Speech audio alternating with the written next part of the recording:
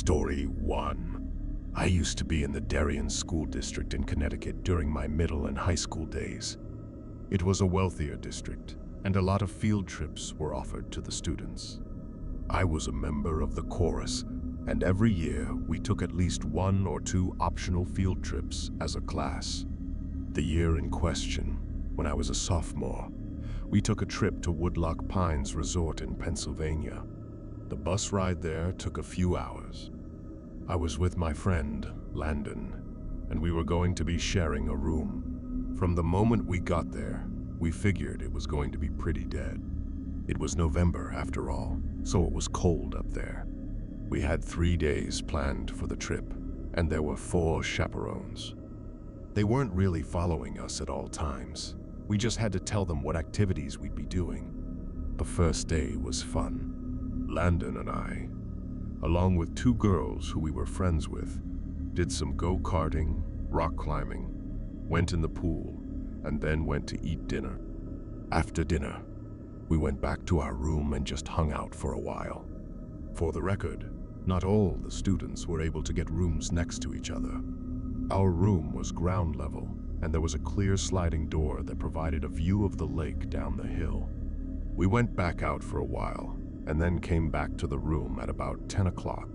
We left the blinds to the door open because the moon was giving off a cool reflection on the lake down below.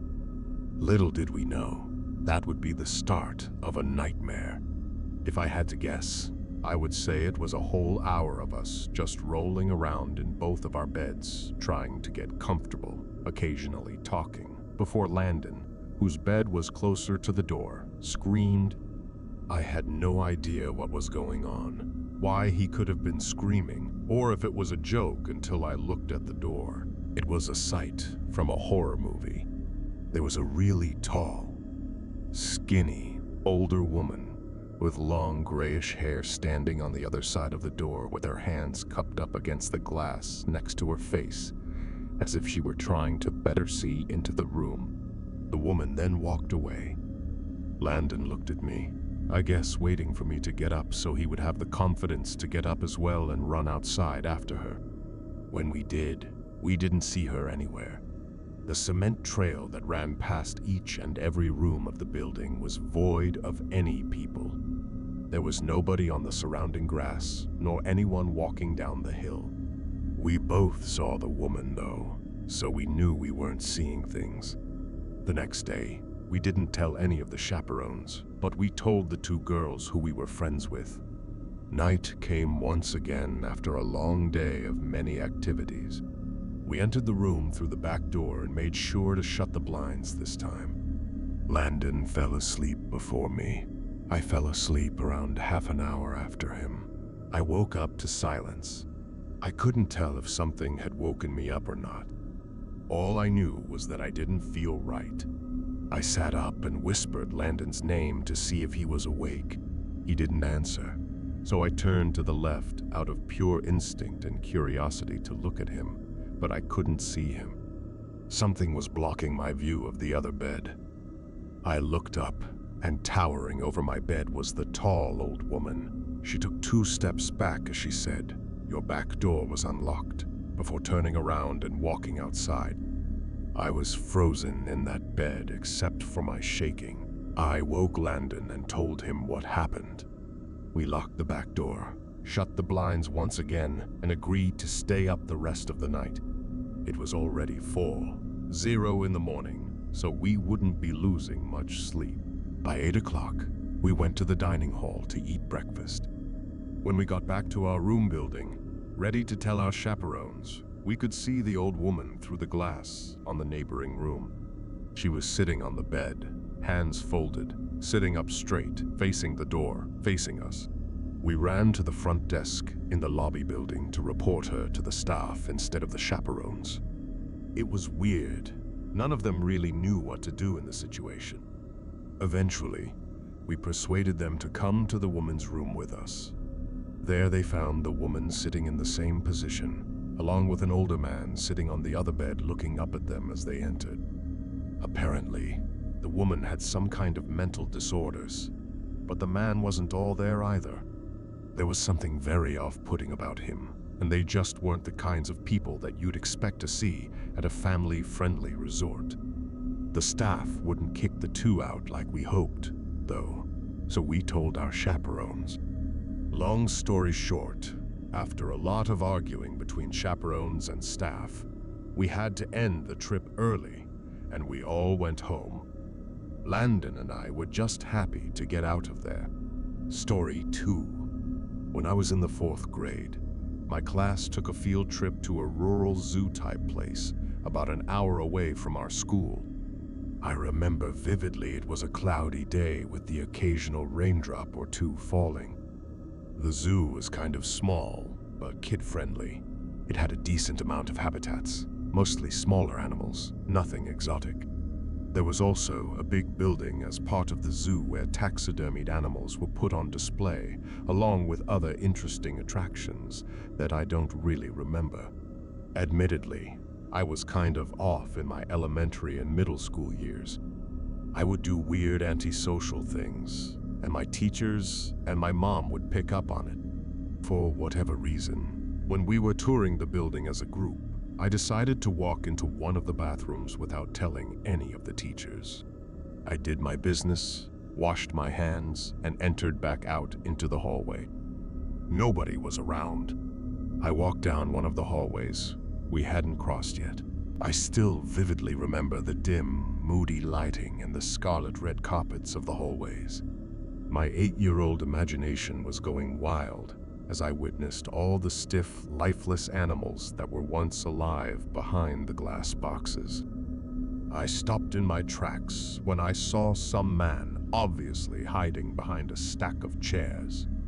I think I left thinking the man was joking around. He came around from the chairs and walked over to me, asking where the group went. I said I didn't know. He grabbed my hand and told me to follow him. I must have thought he was taking me back to the group.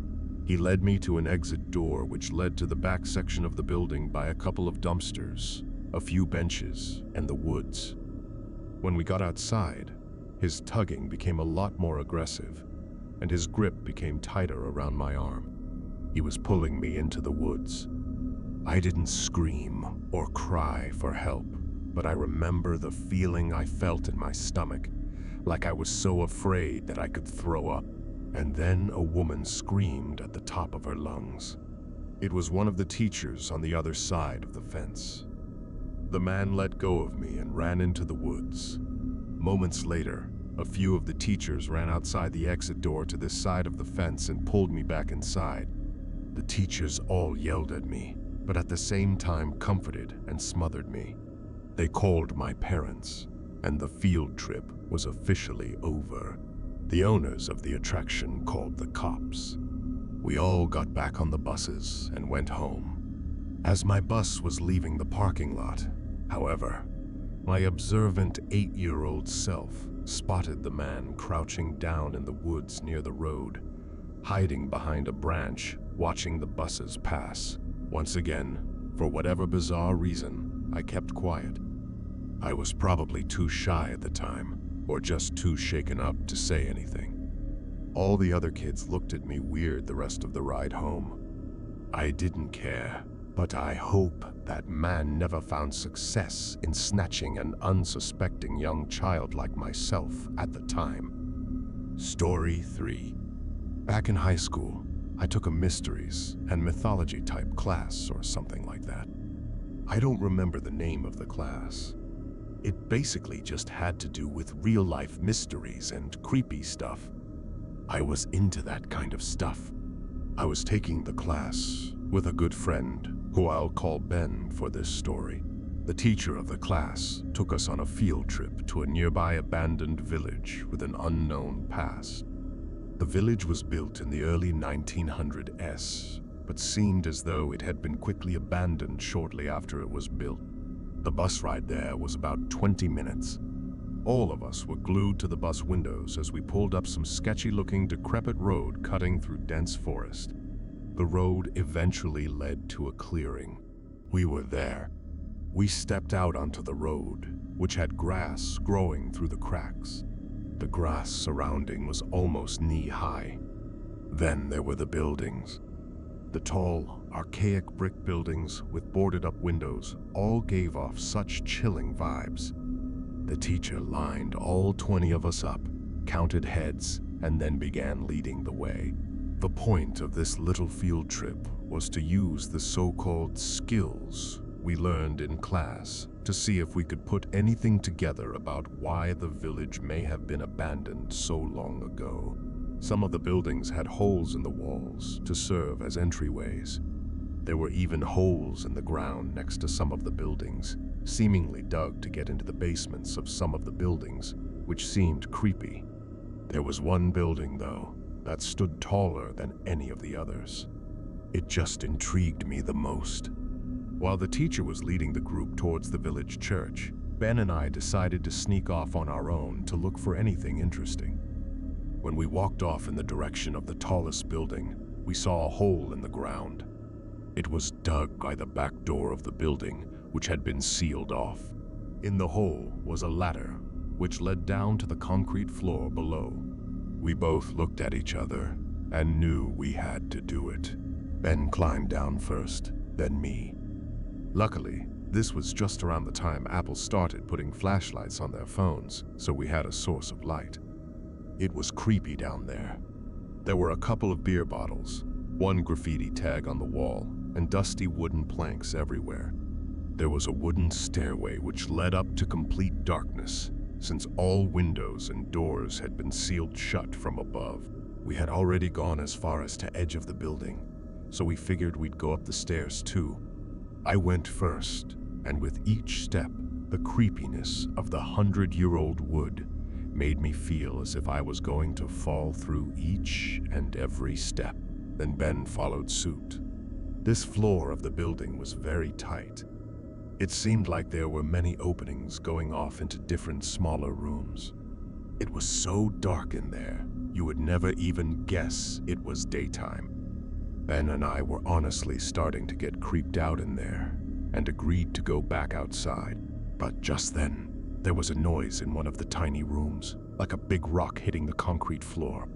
A normal instinct would be to run, but Ben and I froze, locked eyes for a moment, and then both tiptoed over to the opening of the room. We shined the lights into the room and saw 3 guys standing maybe 10 feet away from the doorway, facing Ben and I in a weird formation, as if they were waiting for us.